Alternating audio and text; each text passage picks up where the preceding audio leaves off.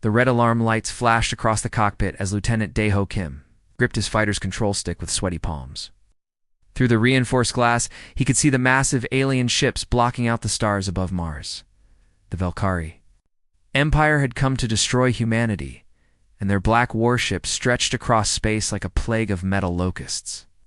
"All fighters break formation and engage at will," crackled the voice of Commander Hayes through his headset. The sound was filled with static and desperation. "We need to buy the evacuation ships more time." Dae-ho swallowed hard and pushed his interceptor forward. He had only been flying combat missions for 6 months. Most of his training had been in simulators, fighting against computer programs that followed predictable patterns. These alien ships moved like nothing he had ever seen before. They twisted and turned through space as if the laws of physics were merely suggestions. His fighter shook as a green energy beam passed close to his left wing. The heat warning system began beeping frantically. Dae-ho yanked the stick to the right, spinning his small ship away from another blast that would have turned him into space dust. "This is Bravo 7, he called into his radio. "I'm taking heavy. Fire near the third cruiser. Can anyone assist?" No response came back. The communication channels were filled with screams, explosions, the final words of pilots who would never see Earth again. Dae-ho felt his stomach turn as he watched another human fighter disappear in a ball of orange flame. The Valkyrie had been conquering human colonies for 3 years. They moved from system to system like a swarm, taking everything and leaving. Nothing behind but empty space. Earth's military had tried to stop them at every turn, but the aliens always had better weapons, faster ships, and more soldiers than anyone could count. Dae-ho had joined the Earth Defense Force because his father had been a pilot. His father had died defending the colony on Kepler 4-4b when Dae-ho was still in school. The young man had dreamed of being a hero like his father, flying through space and protecting innocent people from the alien threat. Reality was much different than his dreams. His hands shook as he tried to line up a shot on one of the smaller Valkyrie fighters. The targeting computer kept losing lock as the enemy ship performed impossible maneuvers. When he finally fired his plasma cannons, the shots missed by hundreds of meters. A massive explosion lit up the space ahead of him. One of Earth's heavy cruisers had just been cut in half by a Valkyrie dreadnought. The broken pieces of the ship tumbled through space, leaking atmosphere and bodies into the void. Dae-ho had to swerve to avoid being hit by debris. That was when the Valkyrie fighter came out of nowhere. The alien ship appeared on his left side like a silver ghost. Dae-ho barely had time to register its presence before green energy bolts began hammering his shields.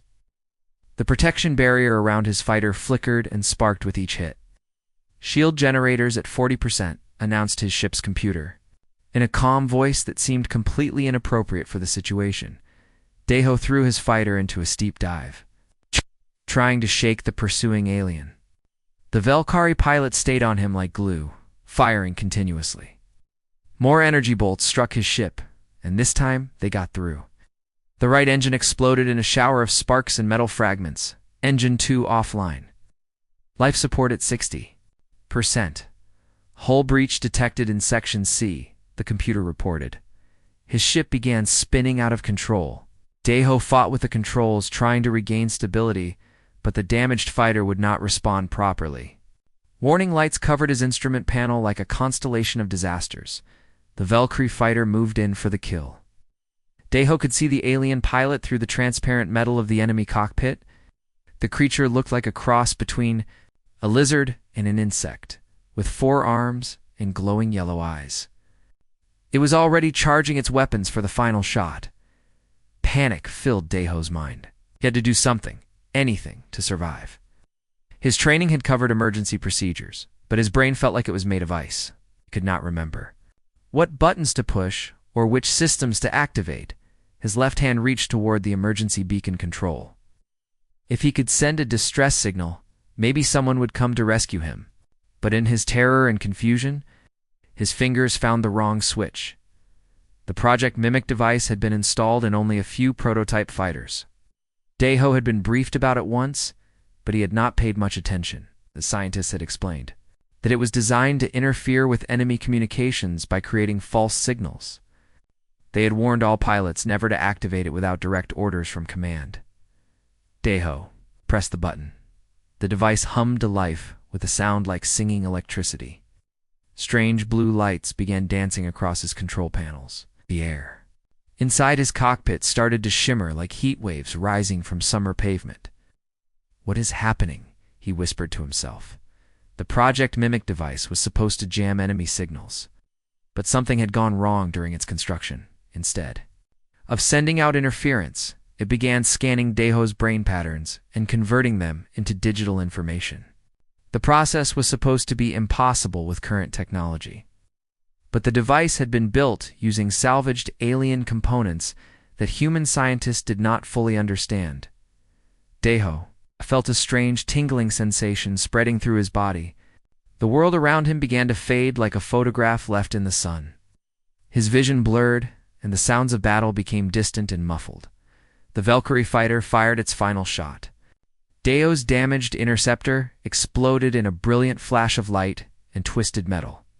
Any human watching would have assumed that another brave pilot had died fighting for Earth's freedom. But something impossible had happened in those last few seconds. The Project Mimic device had completed its scan just before the ship's destruction. Deho's consciousness, his memories, his thoughts, and his personality had all been converted into digital signals and transmitted directly into the Velkar communication network. The aliens had been expecting a quantum transmission from their newest fleet commander, Admiral Kexvar, at that exact moment. Their computers automatically accepted the incoming data stream and integrated it to their command systems. When Deho's digitized mind awakened inside the alien network, he found himself looking at the battle through the sensors of a massive Valkyrie dreadnought. He could access their communications, their tactical displays, and their ship controls. The aliens' computer systems treated him as if he were their missing admiral lieutenant. Deho Kim had pressed the wrong button and accidentally become the commanding officer of humanity's greatest enemy. He was no longer human in the traditional sense, but he was still alive. And he was now in a position to do something about the war that had killed his father and threatened his homeworld. The hapless pilot had made a mistake that would change the course of human history. Deho's digital consciousness flickered to life inside the Valkyrie command network like a candle being lit in a dark room. The sensation was unlike anything he had ever experienced. He had no body, no physical form, yet he could somehow see and hear everything happening around him through the ship's sensors and communication systems. The first thing he noticed was the voice of Sub-Commander Vexron speaking in the harsh, clicking language of the Valkyrie. The alien's words appeared as translated text in Deho's mind, thanks to the advanced language processing systems built into the enemy network. "Admiral Kexvar, your quantum transmission was successful. Welcome aboard the Dreadnought Voidcrusher. We have been waiting for your arrival to begin the final assault on the human homeworld." Deho felt a chill of terror run through his digital existence. They thought he was their admiral. The timing of his accidental upload had perfectly coincided with the expected arrival of their commanding officer. He had to respond, but he had no idea what to say or how to act like an alien military leader. "Yes," he replied carefully, his thoughts being converted into the Velkar language by the ship's systems. The transmission was ... difficult. I need a moment to adjust to the new command interface. Sub-Commander Dexron's insect-like face appeared on the main viewing screen. His yellow eyes studied the empty command chair where Admiral Kexvar should have been sitting. Real Admiral was supposed to materialize there after his quantum transmission, but of course, that was impossible since Deho's consciousness had taken his place in the digital realm. "Sir, I cannot see you on the visual sensors. Is there a malfunction with the materialization process?" Deho's mind raced. He needed an excuse that would buy him time to figure out what was happening. The quantum transmission was damaged during transport. My physical form will require several hours to stabilize. Till then, I will operate through the ship's computer systems directly. The sub-commander looked confused but nodded respectfully. "Understood, Admiral. Shall we proceed with the attack plan while we wait for your form to stabilize?" "Show me the current tactical situation first," Deho replied. Hoping to gather information about the enemy's plans, the main screen filled with a three-dimensional map of the solar system. Red dots represented Valkyrie ships, while blue dots showed the remaining human forces. Deho was horrified to see how outnumbered his people were. The alien fleet had more than 3,000 ships, while Earth's defenders had less than 400 vessels still in fighting condition. "As you can see, Admiral, the human resistance is nearly broken," Dexron explained. "Our forces have surrounded their home planet. Once we destroy their remaining orbital defense platforms, the final invasion can begin." Deho stared at the tactical display in growing despair. His home world was about to be conquered, and he was trapped inside the very fleet that would destroy it. But then a new thought entered his mind. He was not just trapped here. He was in control of the enemy's most powerful warship. They believed he was their commanding officer. Maybe he could do something to help his people. "I want to review all fleet positions and supply lines," he said, trying to sound authoritative. "Send me complete tactical reports from all ship captains." "At once, Admiral," Dexron replied. Over the next few hours, Deho studied everything he could access through the Valkyrie network. He learned about their military hierarchy, their communication protocols, and their standard operating procedures. The aliens followed orders without question, especially when those orders came from someone of higher rank. The Valkyrie military system was extremely rigid. Lower-ranking officers never challenged the decisions of their superiors, no matter how strange those decisions might seem. This gave Deho an idea about how he might be able to help the human defense forces. When Sub-Commander Exron requested permission to begin the final assault, Deho was ready with his first act of sabotage. "Delay the attack," he ordered. "I have been studying the human defense patterns, and I believe we can achieve victory with fewer casualties if we adjust our approach." "What adjustments do you recommend, Admiral?" Deho had been thinking about this moment. His basic military training had taught him about supply lines and logistics. Every army needed food, fuel, and ammunition to keep fighting. If he could disrupt the Valkyrie supply chain, he might be able to weaken their entire fleet. "I want all supply ships to change their routes," he said. "Instead of using the direct path between our staging areas and the front lines, they should take a longer route through the asteroid belt. This will make them harder for human forces to detect and attack." The sub-commander looked puzzled. "Admiral, that route will take 3 times as long. It will delay our resupply operations significantly." "Exactly," Deho replied. "The humans will not expect us to use such an inefficient route. When they realize we are not using the obvious supply lines, they will waste time searching for our ships in the wrong locations." It was complete nonsense, but Dexron nodded as if it made perfect sense. "Your strategic thinking is truly advanced, Admiral. I will relay these orders to the supply fleet immediately." While the sub-commander was busy rerouting the supply ships, Deho accessed the communication systems to send a coded message toward Earth. He hoped his sister Yunji would be monitoring enemy transmissions as part of her work with Earth defense. Intelligence. The message was simple: human supply coordinates, Valkyrie fleet positions, and defensive weak points in their formation. He disguised the information as routine supply reports, but he included subtle patterns that only someone familiar with his childhood games would recognize. EUNG. It's always been better at puzzles and codes than he was. If anyone could figure out that the messages were coming from him, it would be his brilliant sister. Over the following days, Deho continued his careful sabotage. He ordered patrol routes that left gaps in the Valkyrie formations.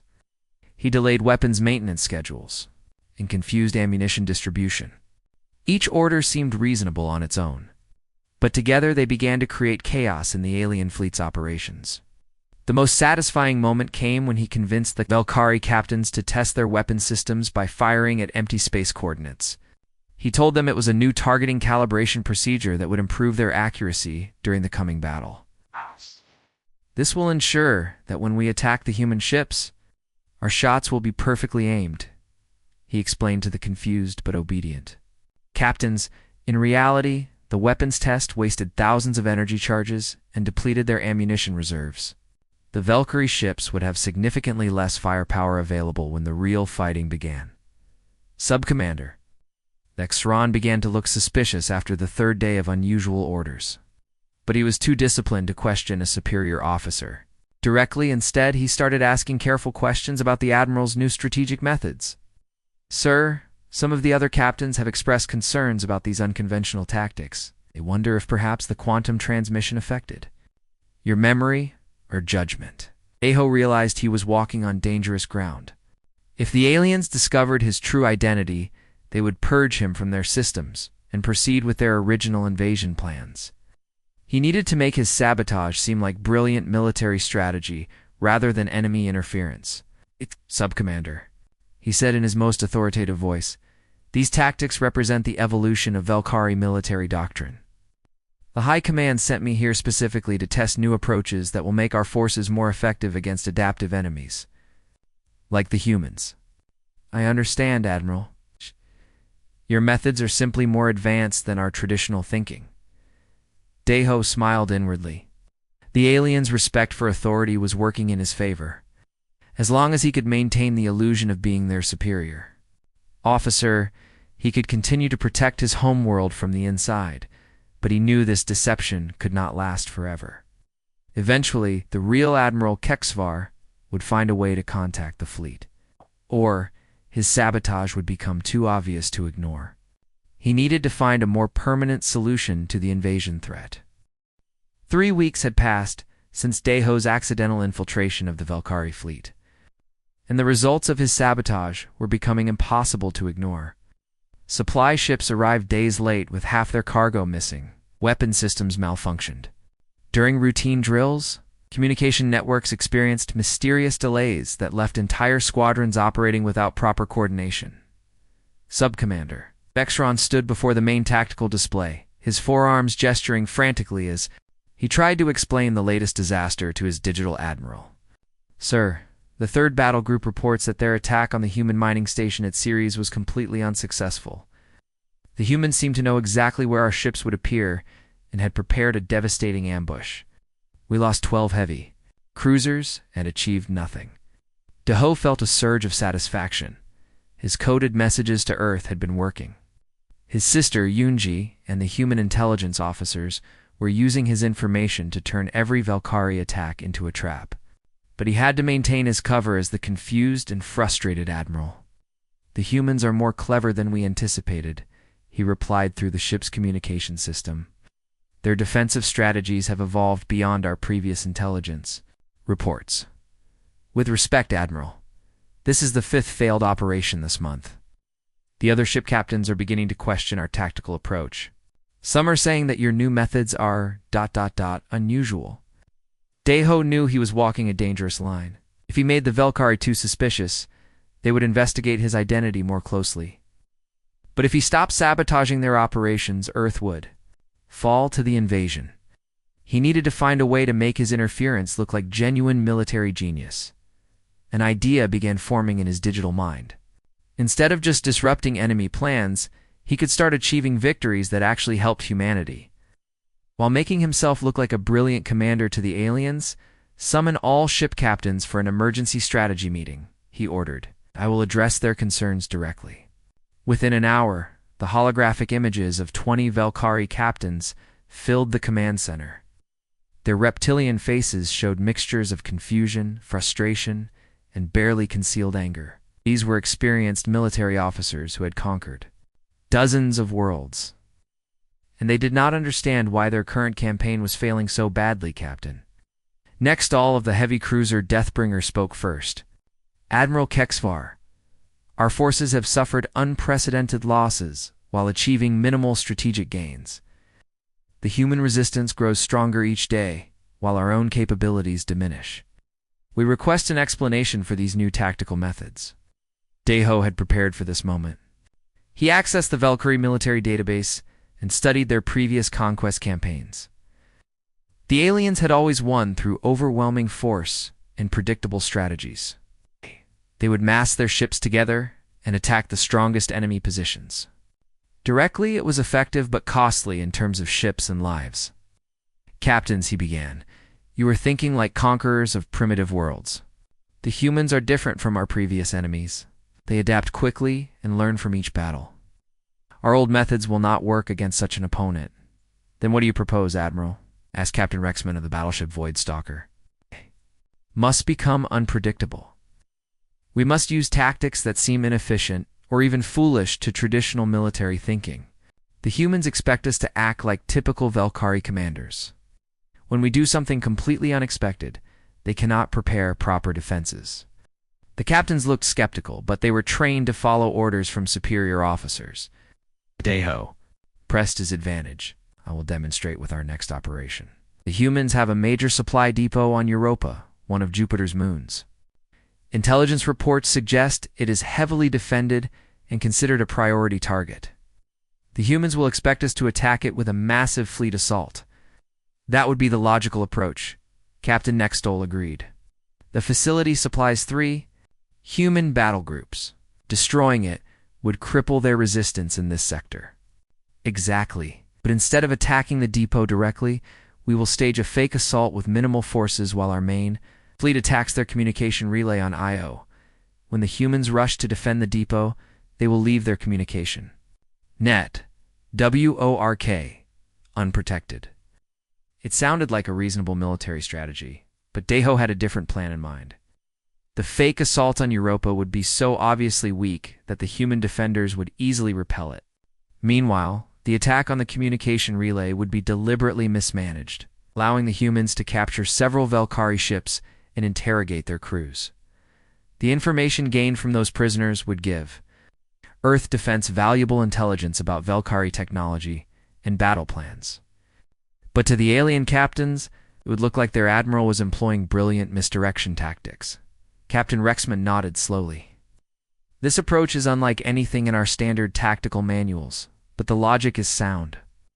The humans will be confused by our apparent mistakes. Precisely, Deho replied. Sometimes the best strategy is to appear weaker or more foolish than you actually are. The enemy will underestimate you and make critical errors.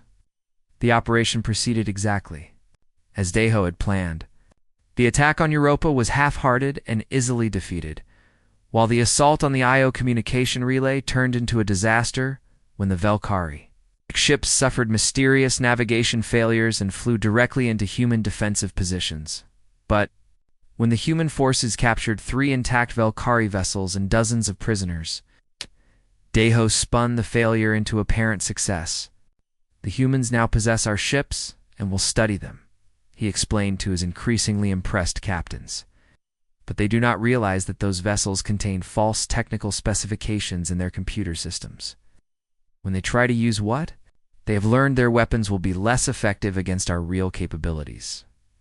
In reality, the captured ships contained perfectly accurate information that would help human engineers develop better defenses and weapons.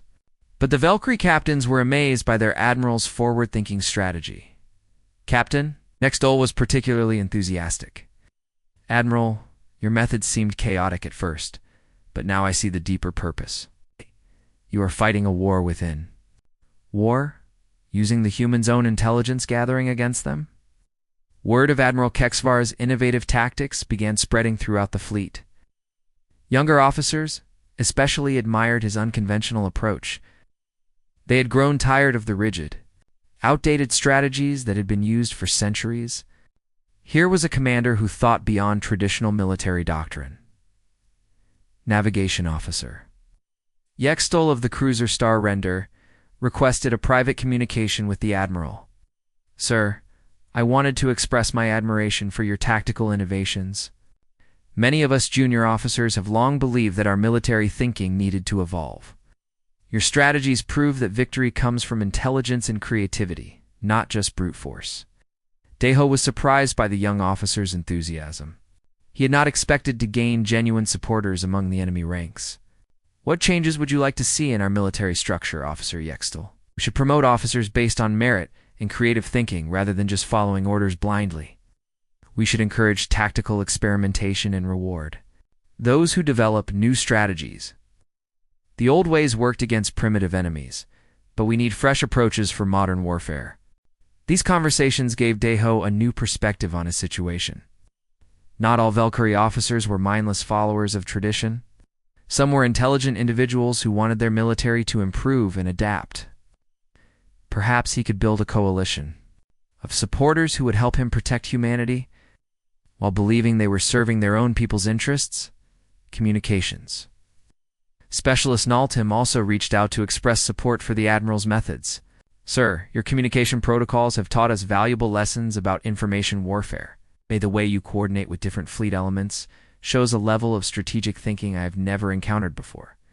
Deho realized he was accidentally becoming a respected leader among progressive elements of the Velkari military. Sabotage efforts, disguised as tactical innovation, were inspiring a generation of alien officers to question their traditional approaches to warfare.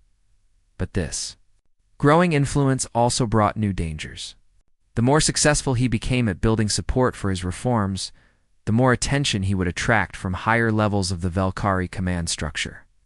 Eventually, someone would demand to meet with Admiral Kexvar in person, and his digital masquerade would be exposed. Meanwhile, on Earth, his sister Yunji was working frantically to decode the increasingly complex intelligence reports arriving through enemy communication channels. She had identified patterns that suggested the information was coming from someone with intimate knowledge of both human and Velkari military capabilities. The mysterious source had helped Earth forces win several critical battles and capture valuable alien technology. But Yunji suspected that their unknown ally was in growing danger as his activities became more obvious to enemy observers. She had no way of knowing that her hapless brother had accidentally become the most influential military reformer in Velkari history, or that his survival depended on maintaining one of the most elaborate deceptions ever attempted in the history of interstellar warfare. Sub-Commander Lextron sat alone in his private quarters, staring at the data screens that covered every wall of the small room. For the past month, he had been collecting information about Admiral Kexvar's unusual command decisions. Had discovered, made his blood run cold. The statistical analysis was undeniable. Every major tactical change implemented by the Admiral had resulted in either direct benefits to human forces or significant losses for the Velkari fleet. The probability of such a pattern occurring by chance was less than 1 in 10 million. Ron had served in the Velkari military for 30 years. He had participated in the conquest of 17 different worlds. Never before had he seen a commanding officer whose strategies consistently favored the enemy while appearing to follow sound military logic. But Admiral Kexvar was not just any officer. He was a legendary figure, promoted directly from the high command and sent to lead their most important invasion. Questioning such a prestigious leader could destroy Ron's career or even result in execution for insubordination. Still, his duty to the Empire demanded that he investigate further. The sub-commander activated his secure communication terminal and began composing a message to fleet intelligence. He chose his words carefully, presenting his concerns as routine security observations rather than direct accusations against his superior. Request guidance regarding unusual tactical patterns observed in current campaign, he typed, "Admiral Kexvar's innovative strategies show statistical anomalies that warrant further analysis. Recommend discrete verification of command authorization codes." Meanwhile, in the digital realm of the ship's computer network, Deho was facing his own growing problems. The real Admiral Kexvar had been scheduled to arrive weeks ago, but his quantum transmission had been repeatedly delayed by what the High Command described as technical difficulties. Deho suspected that his presence in the network was somehow interfering with the genuine Admiral's transport, but more immediately pressing was the arrival of a special envoy from the Velkari High Command. General Vokhtar, one of the Empire's most experienced military investigators, was coming to personally evaluate the fleet's performance. His ship would dock with the Void Crusher in less than 48 hours. Deho knew that he could never fool a face-to-face meeting with such a high-ranking official. His digital existence made physical interaction impossible, and General Vokhtar would immediately realize that something was wrong with Admiral Kexvar's supposed quantum materialization problems. He needed allies, and he had been carefully cultivating relationships with progressive officers throughout the fleet. Navigation Officer Yextal had become his most enthusiastic supporter, followed by Communications Specialist Naltim and several junior captains who admired the Admiral's unconventional methods. Officer Yextal Deho said through the ship's internal communication system, "I need to speak with you privately about a sensitive matter." The young Valkyrie officer arrived at the command center within minutes. His reptilian features showed curiosity mixed with concern as he noticed that the Admiral's command chair remained empty as it had for weeks. Sir. "Is there still no progress? With your physical materialization? Perhaps we should consult with the medical staff about quantum transport complications?" Deho had prepared for this conversation. His growing trust in Yextal and the other progressive officers had given him an idea for a desperate gambit. Instead of continuing to hide his true nature, he would reveal part of the truth and hope that their loyalty to his reforms would override their species' loyalty. "Officer Yextal, what I am about to tell you must remain absolutely confidential. The future of our military evolution depends on your discretion." "Of course, Admiral, you have my complete trust. I am not Admiral Kexvar." The statement hung in the air like a charged particle. Gextal's yellow eyes widened, and his forearms trembled slightly. But he did not immediately call for security or sound an alarm. "Then who are you, sir?" "I am a test," Deho replied, hoping his improvisation would be convincing. "The High Command has been concerned about the rigidity of our traditional military. Thinking, they created a false identity and placed me in command of this fleet to see if our officers could adapt to truly innovative leadership." "You mean this entire campaign has been an experiment? The invasion of Earth is real, but my presence here serves a dual purpose. The High Command wants to identify officers who can think beyond conventional tactics and embrace new forms of warfare. You and the others who have supported my methods have proven yourselves worthy of promotion and advanced training." Yextal processed this information carefully. "That explains why your strategies seemed so different from standard doctrine. You were testing our ability to follow unconventional orders and think creatively about military problems." "Exactly. But now we face a crisis. General Vaktar is coming to evaluate our performance, and he is not part of this experiment. If he discovers the truth about my identity, it could compromise the entire testing program." "What do you need us to do, sir?" Deho felt relieved that his deception was working. "I need you to coordinate with Communications Specialist Naltim and the other officers who support our reforms. When General Vaktar arrives, you must present a united front in defending our tactical innovations. Convince him that our methods represent the future of Valkyrie military doctrine. We will not let you down, Admiral. Your teachings have shown us a better way to serve the Empire." As Yextal left to organize their supporters, Deho turned his attention to the ongoing intelligence war with Earth. His sister Yunji had been decoding his messages with increasing skill. But he knew she must be wondering about the identity of her mysterious ally. On Earth, Captain Hyansu Park sat in the Intelligence Command Center, studying the latest batch of intercepted Valkyrie communications. The patterns were becoming clearer with each transmission.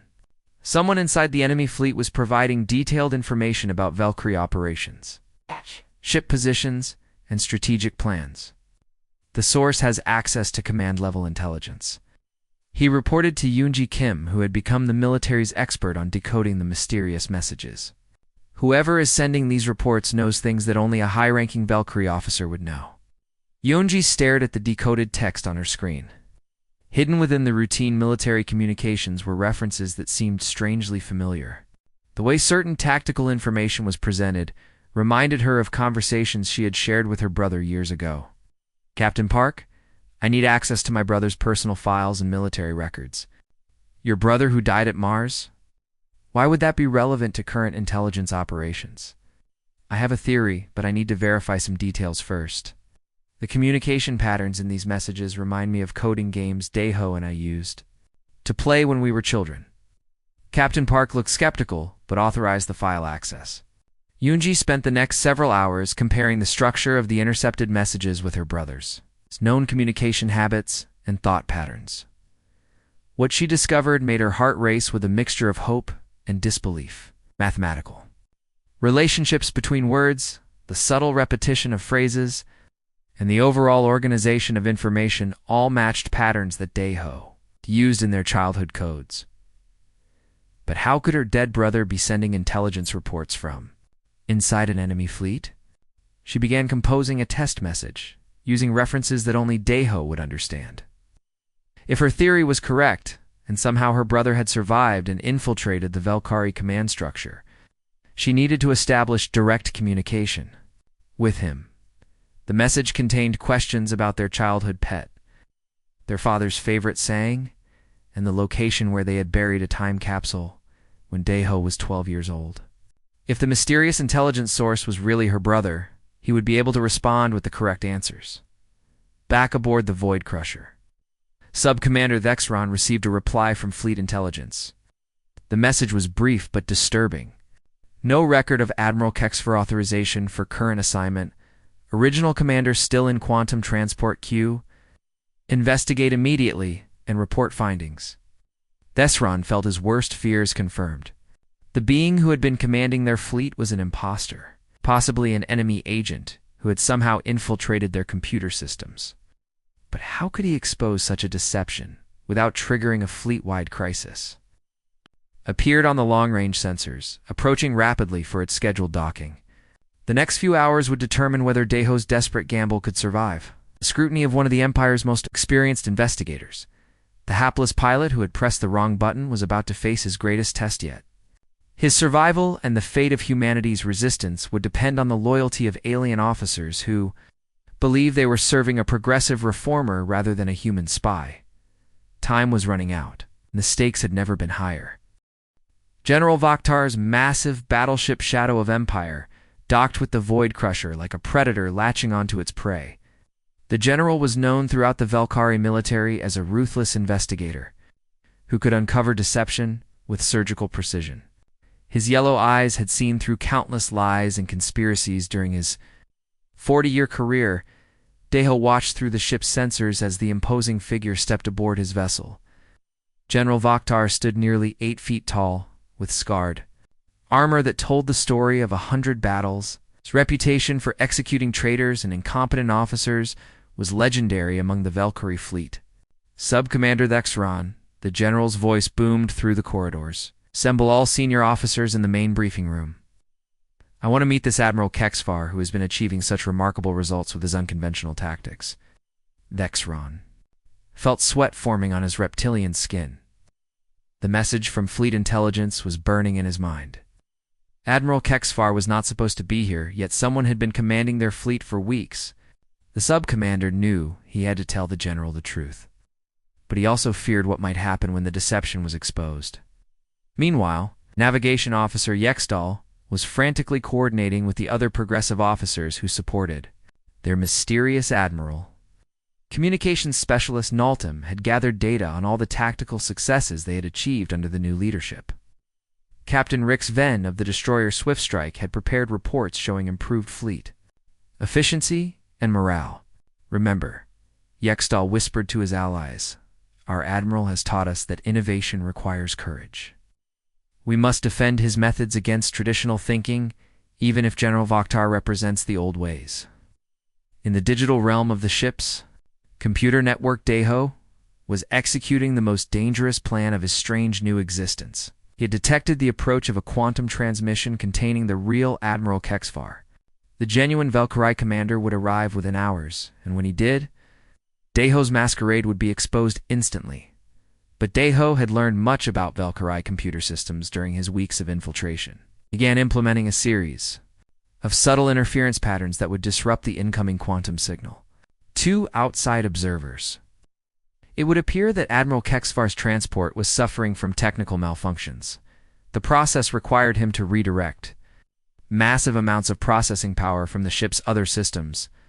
Warning lights began flashing throughout the Void Crusher as navigation computers slowed down and communication arrays experienced mysterious delays. General Vakhtar, Sub-Commander Vexron, said as he entered the briefing room, "There is something urgent I must discuss with you privately before you meet with Admiral Kexfar." The general's predatory gaze fixed on the nervous sub-commander. "Speak quickly!" "I have little patience for delays. Sir, I have reason to believe that Admiral Kexfar may not be who he claims to be." Fleet intelligence has no record of his authorization for this assignment, and his behavior has been highly irregular. General Vokhtar's expression darkened. Those are serious accusations, Subcommander. What evidence do you have to support such claims? The Extron activated his personal datapad and began showing the statistical analysis he had compiled. Every major tactical decision made by the Admiral has resulted in advantages for human forces or losses for our own fleet. The probability of such patterns occurring by chance is virtually impossible.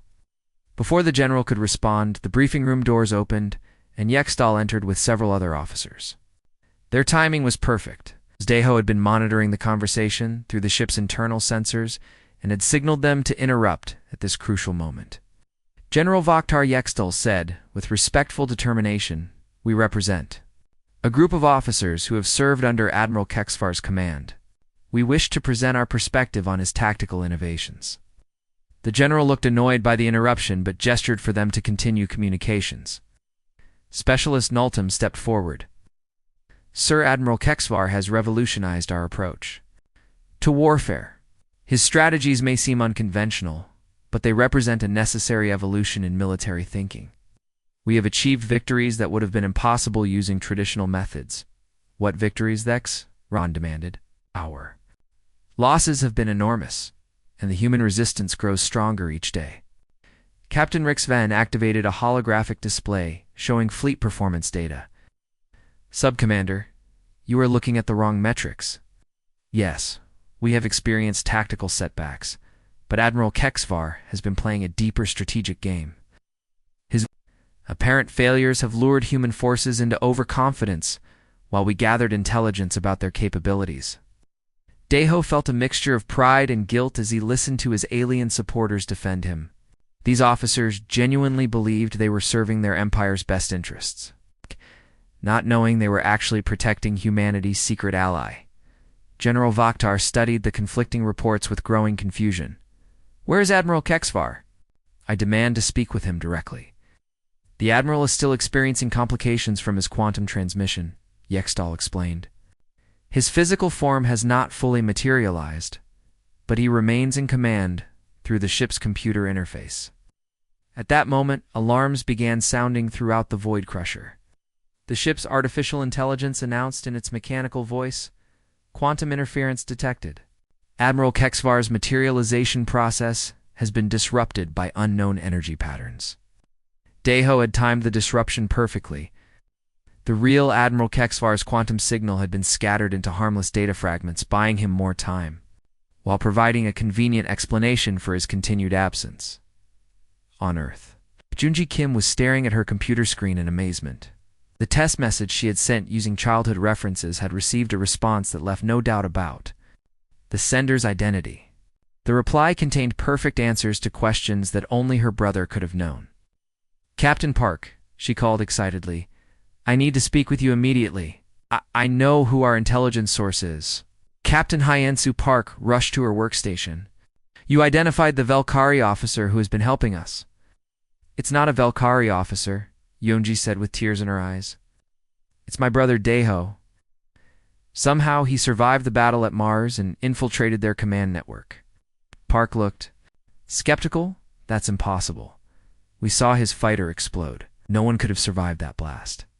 I don't know how he did it, but the communication patterns, the references to our childhood, the tactical thinking, it's definitely him. He's been sabotaging the invasion from inside their own fleet." She quickly composed another message, this time including detailed information about Velkara technical weaknesses that Deho could exploit. If her brother was really commanding an enemy fleet, she wanted to give him every advantage possible. Back aboard the Void Crusher, General Vokhtar was growing increasingly frustrated with the contradictory reports and mysterious technical malfunctions. "This situation is unacceptable. I am placing this entire fleet under direct investigation. No one is to take orders from Admiral Kexvar until his identity can be verified." Yextal and his supporters exchanged worried glances. Air Admiral had warned them that traditional military leaders might try to suppress his innovations. They had to act quickly to protect the reforms they believed in. General Yextal said firmly, "Admiral Kexvar's methods have proven successful. Many of us believe that questioning his authority represents resistance to necessary military evolution. We request permission to continue following his tactical guidance. Dexron was shocked by the young officer's boldness. You are questioning a general's direct orders. That is mutiny. No, Captain Rixven replied. We are defending progress against outdated thinking. Admiral Kexvar has shown us a better way to serve the Empire. General Vokhtar realized he was facing something more dangerous than simple deception. A significant portion of the fleet's officer corps had developed loyalty to their mysterious commander that overrode traditional military hierarchy. If he tried to remove Admiral Kexvar by force, he might trigger a civil war within his own fleet. Very well, the general said carefully. I will allow Admiral Kexvar to continue his command while I conduct my investigation. But I want constant monitoring of all tactical decisions and regular reports on fleet status. Eho breathed a digital sigh of relief. He had survived the immediate crisis, but he knew that General Vokhtar would eventually uncover the truth. The investigation would intensify, and sooner or later, his deception would be exposed. But now he had something he had never expected: alien allies who believed in his cause.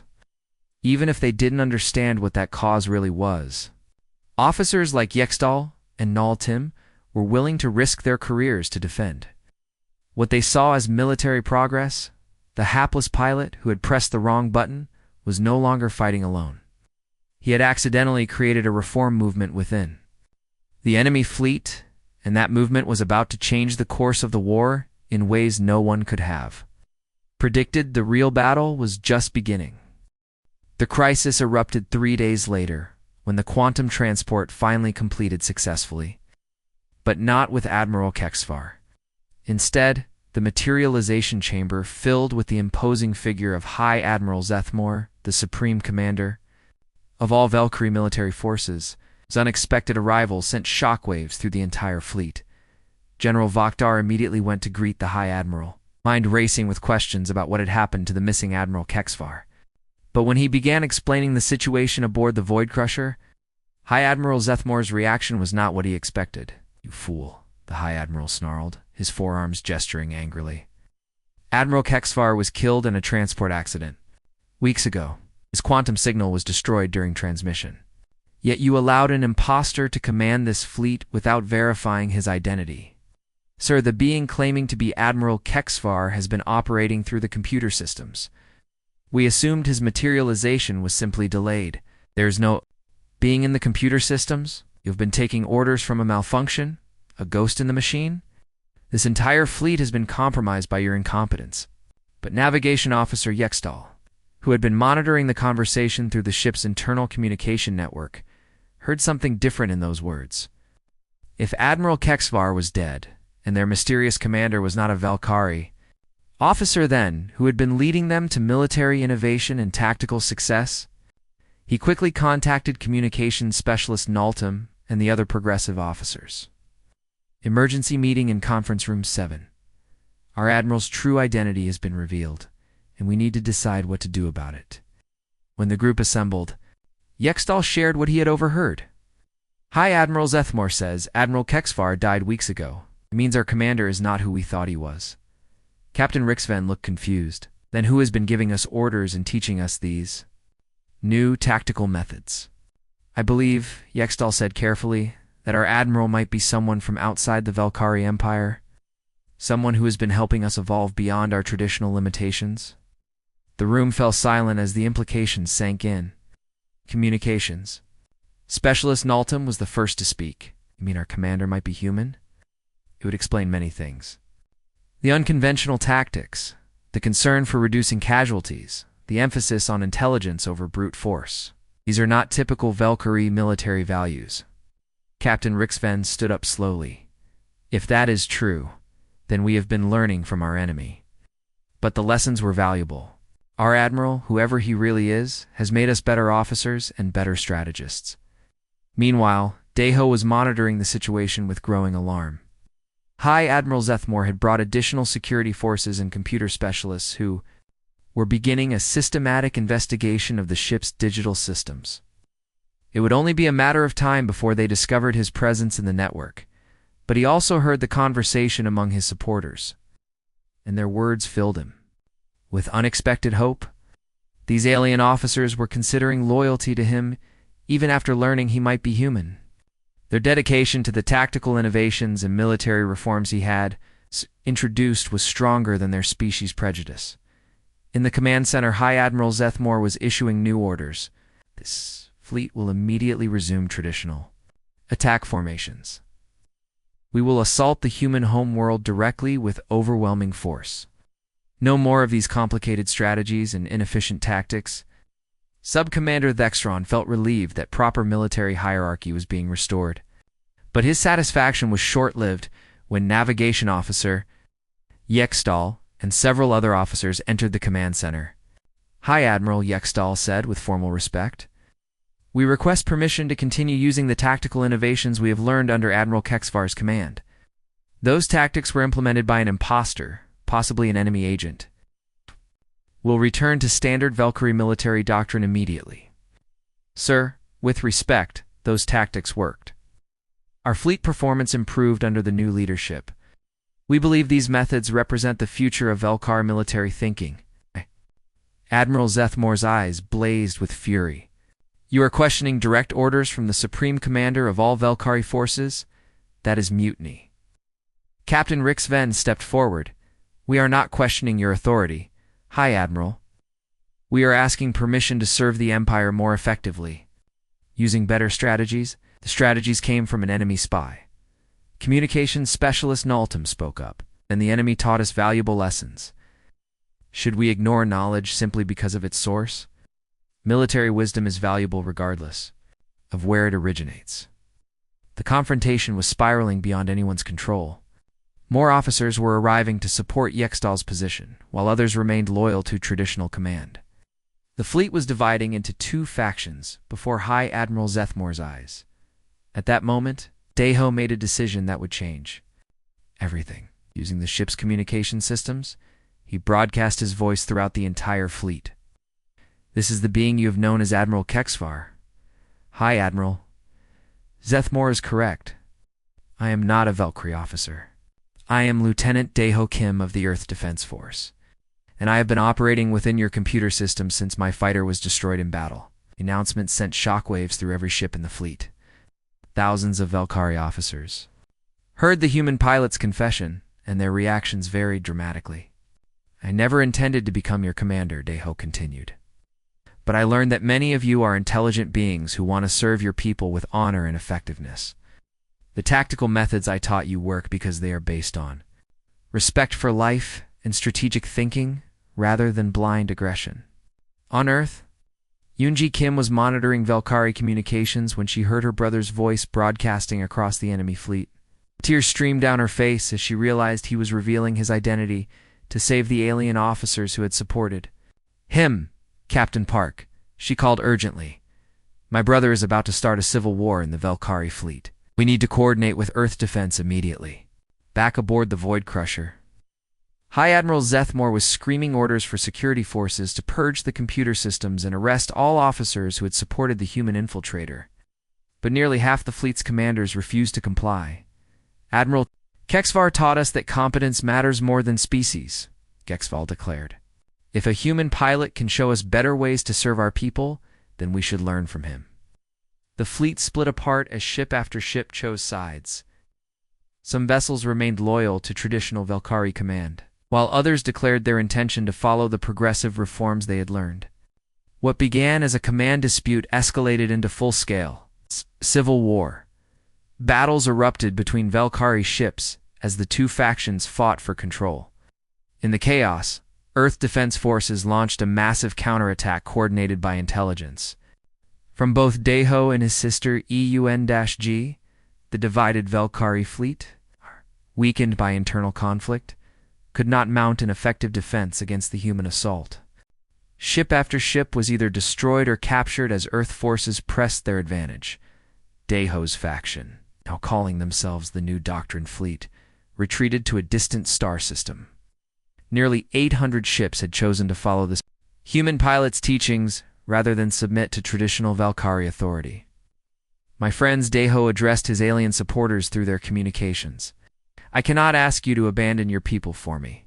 But if you choose to build something better, something based on wisdom rather than conquest, I will help you do it. Navigation Officer Yextal, now the senior commander of the rebel fleet, responded for all of them. Admiral, you taught us that. True leadership comes from competence and vision, not from species or rank. We choose to follow that example. The war had turned in humanity's favor, but it had also created something unprecedented in galactic history, a mixed fleet of humans and aliens, working together for common goals. Months later, as the new Doctrine fleet established itself as an independent faction, fighting against Velkari expansion throughout the galaxy, Yunji finally succeeded in developing technology that could give her brother a physical form again. When Deho materialized in a specially designed android body aboard the flagship of his diverse fleet, he looked around at the humans and Velkari working side by side on the bridge. You know, he said to Yextal, I still can't believe that pressing the wrong button led to all of this. His alien friend clicked his mandibles in what had become their species equivalent of laughter. Sometimes the best leaders are those who never intended to lead at all. The hapless Earth pilot had accidentally started a revolution that would reshape the balance of power in the galaxy. His mistake had not only saved humanity from conquest, but it also inspired a new form of cooperation between species that had once been enemies. And it all began because someone pressed the wrong button at exactly the right moment.